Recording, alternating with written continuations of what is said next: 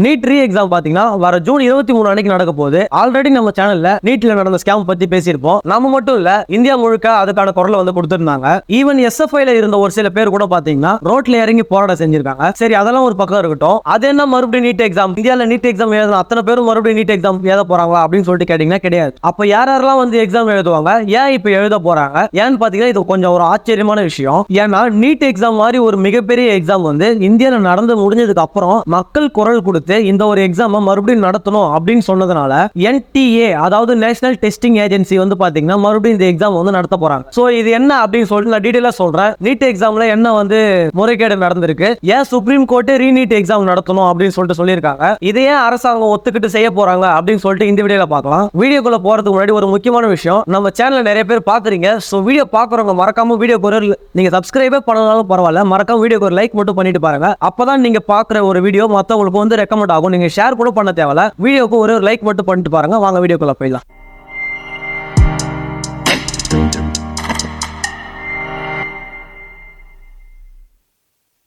என்ன நடந்திருக்கு அப்படின்னு பாத்தீங்கன்னா, சுமார் 1563 ஸ்டூடெண்ட்ஸ் வந்து பாத்தீங்கன்னா கிரேஸ் மார்க் வாங்கியிருக்காங்க. லாஸ்டா நடந்து முடிஞ்ச நீட் எக்ஸாம்ல 1563 ஸ்டூடெண்ட்ஸ் பாத்தீங்கன்னா கிரேஸ் மார்க் வந்து வழங்கப்பட்டிருக்கு. அந்த 1563 பேருமே பாத்தீங்கன்னா ரீநீட் எக்ஸாம் எழுதணும் அப்படின்னு சொல்லிட்டு சுப்ரீம் கோர்ட் வந்து பாத்தீங்கன்னா சொல்லியிருக்காங்க. சரி, இந்த 1563 பேருக்கும் கிரேஸ் மார்க் கொடுத்தா என்ன அப்படின்னு சொல்லிட்டு நீங்க கேட்பீங்கல்ல. சோ பிரச்சனை என்னன்னு சொல்லிட்டு சொல்லிட்டு வரேன். நீட் எக்ஸாம் பாத்தீங்கன்னா நேஷனல் டெஸ்டிங் ஏஜென்சி அப்படின்ற ஒரு அமைப்பு தான் வந்து நடத்துறாங்க. எங்கன்னு பாத்தீங்கன்னா டெல்லியில இருந்து. அந்த கொஸ்டின் பேப்பர் தான் வந்து பாத்தீங்கன்னா இந்தியா ஃபுல்லா போய் சேருது. அப்போ ஒரே டைம்ல இந்தியா ஃபுல்லா இருக்கிற எல்லாருக்குமே வந்து ஒரே நாள்ல எக்ஸாம் வைக்கணும் அப்படின்றது வந்து ஆல்மோஸ்ட் இம்பாசிபிளான ஒரு விஷயம். இந்தியா ஃபுல்லா பாத்தீங்கன்னா ஒரே டைம்ல ஓட்டு மட்டும் போட முடியல. ஆனா இந்தியா ஃபுல்லா ஒரே டைம்ல எக்ஸாம் எழுதுறது வந்து பாத்தீங்கன்னா எவ்வளவு ஒரு கஷ்டமான விஷயம், எவ்வளவு வந்து பிரச்சனை நடக்கும். அது வந்து பாத்தீங்கன்னா ஒரு காமனான விஷயம். அப்படி இந்த டைம்ல நடந்த ஒரு பிரச்சனை தான் என்னன்னு பாத்தீங்கன்னா, கொடுத்த ஆன்சர் ஷீட் வந்து பாத்தீங்கன்னா வந்து கிழிஞ்சு போனதா இருக்கட்டும், டைமுக்கு வந்து கொஸ்டின் பேப்பர் கொடுக்காமலா இருந்ததா இருக்கட்டும், அதே போல வந்து பாத்தீங்கன்னா கொடுத்த கொஸ்டின் பேப்பரை வந்து கிழிஞ்சு போனதா இருக்கட்டும், இது போல பிரச்சனை இருக்கிற டைம்ல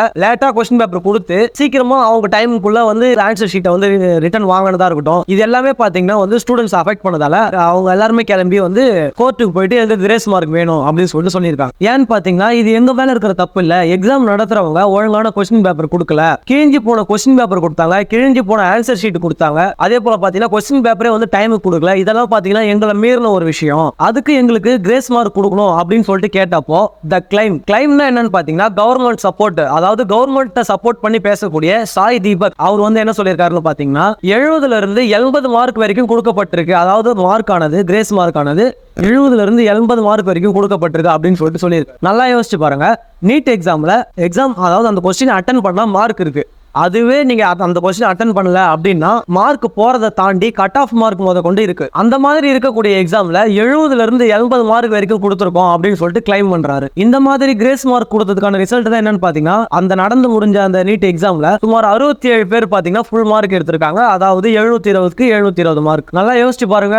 2021ல 3 பேர் தான் எடுத்தாங்க ஃபுல் மார்க். 2022ல யாருமே எடுக்க முடியல. அதுவே 2023ல பாத்தீங்கன்னா 2 பேர் தான் வந்து பாத்தீங்கன்னா எடுத்திருக்காங்க. ஆனா இந்த வருஷம் பாத்தீங்கன்னா சுமார் 67 பேர் வந்து ஃபுல் மார்க் எடுத்திருக்காங்க. அதுல பாத்தீங்கன்னா அந்த 67 பேர்ல சுமார் 44 பேர் வந்து பாத்தீங்கன்னா கிரேஸ் மார்க் எடுத்து தான் ஃபுல் மார்க் எடுத்தாங்க அப்படின்னு சொல்லிட்டு சொல்றாங்க.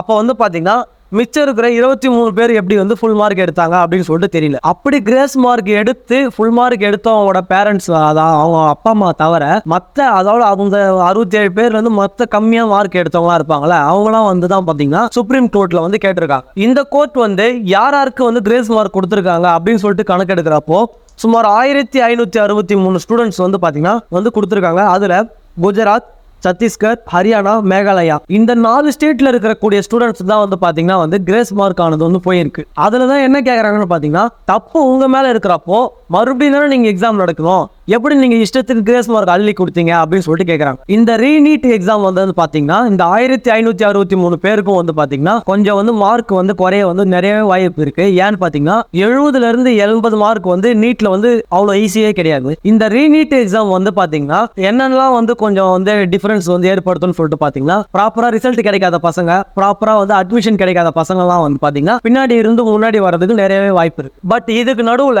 இது மட்டும் தான் இப்ப பிரச்சனையா அப்படின்னு சொல்லிட்டு கேட்டீங்கன்னா கிடையாது.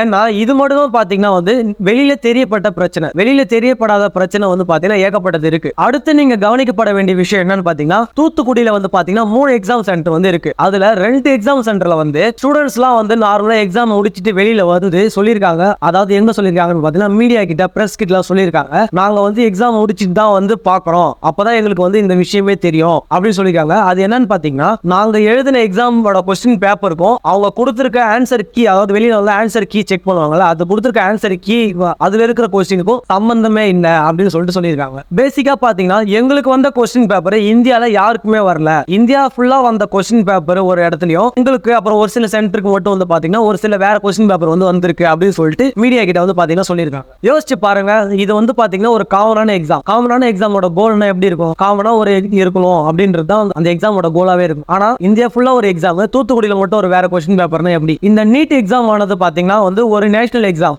அந்த நேஷனல் எக்ஸாம் நடத்த வேண்டிய ஒரு கொஸ்டின் பேப்பர்லாம் எங்க வச்சிருப்பாங்கன்னு பாத்தீங்கன்னா ஒரு பேங்கோட லாக்கர்ல தான் வந்து வச்சிருப்பாங்க. ஃபார் எக்ஸாம்பிள் பாத்தீங்கன்னா SBI பேங்க்ல, அதாவது ஸ்டேட் பேங்க் ஆஃப் இந்தியால இருக்கும், கனரா பேங்க்ல இருக்கும், அது போல ஒரு கவர்மெண்ட் பேங்க் அப்படி இருக்கிற எல்லா பேங்க்லயும் வந்து அதற்கான லாக்கர்ல வந்து பாத்தீங்கன்னா வச்சிருவாங்க. அன்னைக்கு காலையில தான் வந்து பாத்தீங்கன்னா இந்த பேங்க்ல இருக்கிற எக்ஸாம், அதாவது இந்த லாக்கர்ல இருக்கிற எக்ஸாம் கொஸ்டின் பேப்பர் எடுத்து எக்ஸாம் நடத்துங்க அப்படின்னு சொன்னா எக்ஸாம் நடத்திடுவாங்க. ஒருவேளை பாத்தீங்கன்னா நைட்டோட நைட்டா வந்து கொஸ்டின் பேப்பர் வந்து பாத்தீங்கன்னா லீக் ஆயிடுச்சு அப்படின்னா வேற பேங்க்ல இருந்து, வேற லாக்கர்ல இருந்து வேற கொஸ்டின் பேப்பர் எடுத்து எக்ஸாம் நடத்துறதுக்கு பேக்கப் கொஸ்டின் பேப்பர் முத கொண்டு வச்சிருப்பாங்க. அதாவது பாத்தீங்கன்னா ஒரு கொஸ்டின் பேப்பர் மட்டும் இருக்காது, ஏகப்பட்ட கொஸ்டின் பேப்பர் இருக்கும். அதாவது கவர்மெண்ட் பேங்க்ல இருக்கிற லாக்கர்ல ஏகப்பட்ட கொஸ்டின் பேப்பர் இருக்கும். அந்த டைம்ல எந்த கொஸ்டின் லீக் ஆகல, எந்த கொஸ்டின் சேஃபா இருக்கு, எந்த கொஸ்டின் யாருக்கும் தெரியல அப்படின்ற ஒரு பட்சத்துல அந்த இடத்துல வந்து நடத்துவாங்க. பட் லாஸ்ட் மினிட்ல பாத்தீங்கன்னா எந்த கொஸ்டின் பேப்பர் வந்து பாத்தீங்கன்னா எக்ஸாம் சென்டர் போகணும் அப்படின்றத வந்து NTA, அதாவது நேஷனல் டெஸ்டிங் ஏஜென்சி தான் வந்து பாத்தீங்கன்னா முடிவு பண்ணுவாங்க. அந்த மாதிரி டிசைட் பண்றப்ப தூத்துக்குடியில வந்து பாத்தீங்கன்னா வேற கொஸ்டின் பேப்பர் வந்து வந்துடுச்சு. QRST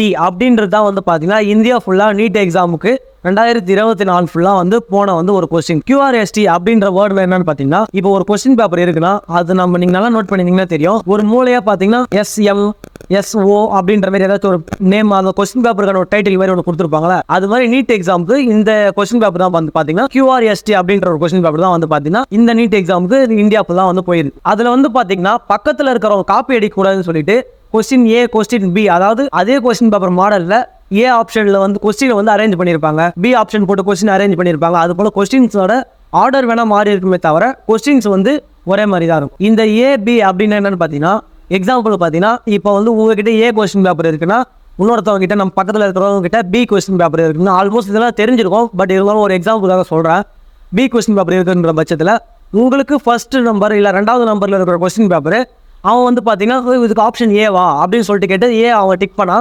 உங்களுக்கு இருக்கு ஃபர்ஸ்ட்ல இருக்கிற கொஸ்டின் பேப்பர் அவனுக்கு 10வது இடத்துல இருக்கும், அப்படி இல்லைன்னா 20வது இடத்துல இருக்கும். ஆனால் வந்து அந்த கொஸ்டின் இல்லாமல் இருக்காது, கொஸ்டின் வந்து ஆர்டர் வந்து மாறி இருக்கும். அதான் வந்து பார்த்தீங்கன்னா A question paper, B question paper. But தூத்துக்குடியில் பார்த்தீங்கன்னா இந்தியா ஃபுல்லாக பார்த்தீங்கன்னா QRST அப்படின்ற கொஸ்டின் பேப்பர் போய்க்குது. பட் தூத்துக்குடியில் வந்து பார்த்தீங்கன்னா MNOP அப்படின்ற கொஸ்டின் பேப்பர் தான் வந்திருக்கு அப்படின்ற மாதிரி சொல்றாங்க. இது இங்க மட்டும் கிடையாது, இன்னும் தெலுங்கானால பார்த்தீங்கன்னா SBIல இருக்கிற கொஸ்டின் பேப்பரை வச்சு தான் வந்து எக்ஸாம் நடத்துறோம். ஆனால் அங்கே பார்த்தீங்கன்னா கனரா பேங்க்ல இருக்கிற லாக்கர்ல இருக்கிற கொஸ்டின் பேப்பரை வச்சு எக்ஸாம் நடத்திருக்காங்க. ஸோ இந்த பசங்களாம் என்ன சொல்றாங்கன்னு பார்த்தீங்கன்னா எங்களுக்கு வந்து தனியாக கவுன்சிலிங் வைங்க, அதாவது இந்தியா ஃபுல்லாக எழுதுற இந்த காமனான ஒரு எக்ஸாம்ல நான் எழுதின எக்ஸாம் வேற, அவன் எழுதின எக்ஸாம் வேற, மறுபடியும் எங்களுக்கு வந்து கவுன்சிலிங் வைங்க அப்படின்னு சொல்லிட்டு சொல்றாங்க. எப்படி வந்து 2 பேர், அதாவது வேற கொஸ்டின் பேப்பர் எழுதின அவனையும் வேற கொஸ்டின் பேப்பர் எழுதின என்னையும் வந்து ஒன்னா எவாலுவேட் பண்ணலாம் அப்படின்னு சொல்லிட்டு ஒரு பாயிண்ட் வந்து முன் வச்சிருக்காங்க. அதுல நடந்த ஒரு முக்கியமான விஷயம் என்னன்னு பாத்தீங்கன்னா, நடந்த ஒரு கொஸ்டின் பேப்பர்ல ஆன்சர் A அப்படின்னு சொல்லிட்டு ஒரு ஆப்ஷன்ல வந்திருக்கு.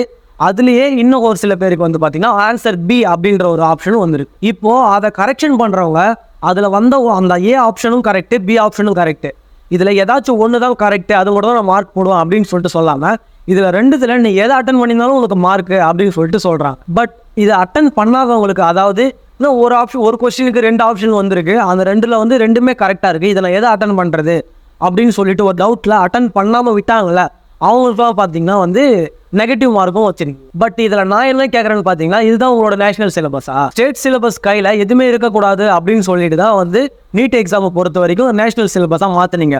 அப்போ ஸ்டேட் எக்ஸாம் அதாவது ஸ்டேட் சிலபஸ்ல படிச்சவங்க ரொம்ப கஷ்டப்படுவான்ல. 67 பேர், அதாவது கிட்டத்தட்ட இந்த நீட் எக்ஸாம்ல ஃபுல் மார்க் எடுத்த 67 பேரும் சென்டம் எடுக்கிறதுக்கு ஸ்டேட் சிலபஸ் எவ்வளவு பரவாயில்லைங்க.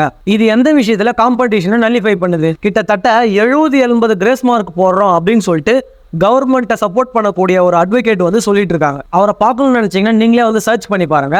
சுப்ரீம் கோர்ட் வாசல் நின்று பேசிட்டு இருக்காரு. இது வந்து பாத்தீங்கன்னா ஒரு கவர்மெண்ட்டுக்கு ஆப்போசிட்டான, கவர்மெண்ட்டுக்கு எதிரான ஒரு பிரச்சனை கிடையாது. அதாவது நேஷனல் டெஸ்டிங் ஏஜென்சி ஒரு எக்ஸாம் நடத்துறவங்க, அவங்க வந்து இந்த ஒரு எக்ஸாம் 100% நேர்மையா தான் நடத்தினாங்களா அப்படின்னு கேட்கறது என்னோட தனிப்பட்ட கருத்து மட்டும் கிடையாது. இது வந்து பாத்தீங்கன்னா ஒரு பொலிட்டிக்கல் இஷ்யூவே கிடையாது. இது வந்து பாத்தீங்கன்னா ஒரு ஸ்டூடெண்ட்ஸ் இஷ்யூ. நீட் இங்க ஒழுங்கா நடத்தணும், அப்படி இல்லைன்னா நீட் வந்து எங்களுக்கு வேணாம் அப்படின்றத தயவு செஞ்சு புரிஞ்சுக்கோங்க. அது வரைக்கும் ஆச்சும், அதாவது நீட் வேணாம் அப்படின்னு சொல்லிட்டு முடிவு பண்ற வரைக்கும் ஆச்சும் நீட் எக்ஸாம் ஒழுங்கா நடத்துங்களேன் அப்படின்றத ஸ்டூடெண்ட் சார்பான ஒரு கோரிக்கையா வைக்கிறேன். ஆனா பாத்தீங்கன்னா நீட் எக்ஸாம் ஒவ்வொரு வாட்டியுமே வரப்போ இந்தியால இத்தனை பிரச்சனையை தாண்டி இந்தியால டாக்டர் ஆகுறதுக்கு இந்த ஒரு வழிதான், வேற வழியே இல்லை அப்படின்னு சொல்லிட்டு வரப்போ இதையும் தாண்டி படிச்சு மார்க் எடுத்து வரவங்கள வந்து இது போல கிரேஸ் மார்க் எடுத்து தூக்கி விட்டுட்டு ரொம்ப படிச்சு கஷ்டப்பட்டு மேல வரவனை வந்து டாமினேட் பண்றது வந்து ரொம்ப ஒரு கஷ்டமான விஷயம். ஆனா இப்ப ரீநீட் எக்ஸாம் எழுத போறாங்களா 1563 பேர், அவங்கள நினைச்சாதான் ரொம்ப கஷ்டமா இருக்கு. ஏன்னா ஃபர்ஸ்ட்ல இருந்து ப்ரிப்பேர் பண்ணணும், ஏற்கனவே கொஸ்டின் பேப்பர் வந்து ஆல்ரெடி பார்த்துருப்பாங்க, மறுபடியும் அதுல இருந்து ஏதாவது கொஸ்டின் வரும் அப்படின்னு சொல்லிட்டு கால்குலேட் பண்ணி அதை எந்தெந்த கொஸ்டின் வரும்னு சொல்லிட்டு படிச்சு அதுல மார்க் எடுக்கிறது தான் நினைச்சா ரொம்ப கஷ்டமா இருக்கு. இப்படி ஒரு ஜட்மெண்ட் வந்ததால அவன் மறுபடியும் என்ன பண்ணுவான்னு பார்த்தீங்கன்னா ரீநீட் எக்ஸாமுக்கு படிக்கிறதுக்கு மறுபடியும் உட்காந்து வந்து எல்லாத்தையும் மறுபடியும் நோட்ஸ் எடுத்து மறுபடியும் படிச்சுட்டு இருப்பான். அதுக்கு ஏன் இவ்வளோ குழப்பம்? ஆல்ரெடி அவங்க அந்தந்த ஸ்டேட் பீப்புளை வந்து கண்ட்ரோல் பண்றாங்கல்ல. ஆல்ரெடி வந்து பார்த்தீங்கன்னா அந்தந்த ஸ்டேட்டில் இருக்கிறவங்க போர்டு எக்ஸாம் வந்து நடத்திட்டு தான் இருக்காங்க. அதை சக்ஸஸ்ஃபுல்லாக தானே பண்ணிட்டு இருக்காங்க. ஏன் அந்த நீட் எக்ஸாமையும் வந்து ஸ்டேட் போர்டாக வந்து கொடுத்துட்டு அவங்ககிட்டே கொடுத்துட வேண்டியதானே? வாட் எவர் இந்த நீட் எக்ஸாம் எழுதுறதுக்கான ரிசல்ட்டை வந்து பார்த்தீங்கன்னா ஜூன் 30 வந்துடும். அதுக்கப்புறம் தான் பார்த்தீங்கன்னா அவங்கள வந்து கவுன்சிலிங்க்கு பிளேஸ் பண்ணப்படுவாங்க. ஓவராலாக அட்ஜஸ்ட் பண்ணப்படும். இந்தியாவில் ஓவரால் டைனாமிக்ஸ் எல்லாமே மாறும் அப்படின்றது 2024 இப்ப நடந்துட்டு இருக்கக்கூடிய ஒரு விஷயம். அண்ட் மறக்காம இந்த வீடியோவை எல்லாருக்கும் ஷேர் பண்ணுங்க. அதே போல லாஸ்டா ஒரு முக்கியமான விஷயம், ஹரியானாலையும் பாத்தீங்கன்னா ஒரே சென்டர்ல இருக்கிற 6 பேர் வந்து பாத்தீங்கன்னா 720க்கு 720 மார்க், அதாவது ஃபுல் மார்க் எடுத்திருக்காங்க. Okay, coming back to the topic. ஒரு விஷயம், அதாவது ஒரு பிரச்சனை ஒன்று நடக்குதுன்னா அந்த பிரச்சனைக்கான சொல்யூஷனை வந்து நீங்க மூடி மறைச்சிட்டு போகாம அந்த பிரச்சனையை எஸ்டாப்ளிஷ் பண்ணி நீங்க பேச ஆரம்பிச்சீங்கன்னா அந்த பிரச்சனைக்கான சொல்யூஷன் வந்து கண்டிப்பா வந்து கிடைக்கும். ஸோ அதனால மறுபடியுமே உங்ககிட்ட சொல்லிக்கிறேன், ஒரு பிரச்சனை நடந்தா அதை எடுத்து பேசுங்க அப்படின்னு சொல்லிட்டு மறுபடியும் இந்த வீடியோ மூலியமா உங்ககிட்ட நான் சொல்றேன். ஓகே, நாளைக்கு இன்னொரு வீடியோவில் பார்க்குறேன். அதுக்கு முன்னாடி மறுபடியும் ஒரு முக்கியமான விஷயம், இந்த வீடியோ பார்க்குறாங்க மறக்காம வந்து நீங்க சப்ஸ்கிரைபே பண்ண தேவையில்ல, மறக்காம ஒரு லைக் மட்டும் பண்ணிட்டு பாருங்க. அப்பதான் 4 பேருக்கு வந்து இந்த வீடியோ வந்து ரெக்கமெண்ட் பண்ணும். ஸோ மறக்காம வீடியோ லைக் பண்ணிட்டு சேனலை சப்ஸ்கிரைபும் பண்ணி வச்சுக்கோங்க. தேங்க்ஸ் ஃபார் வாட்சிங்.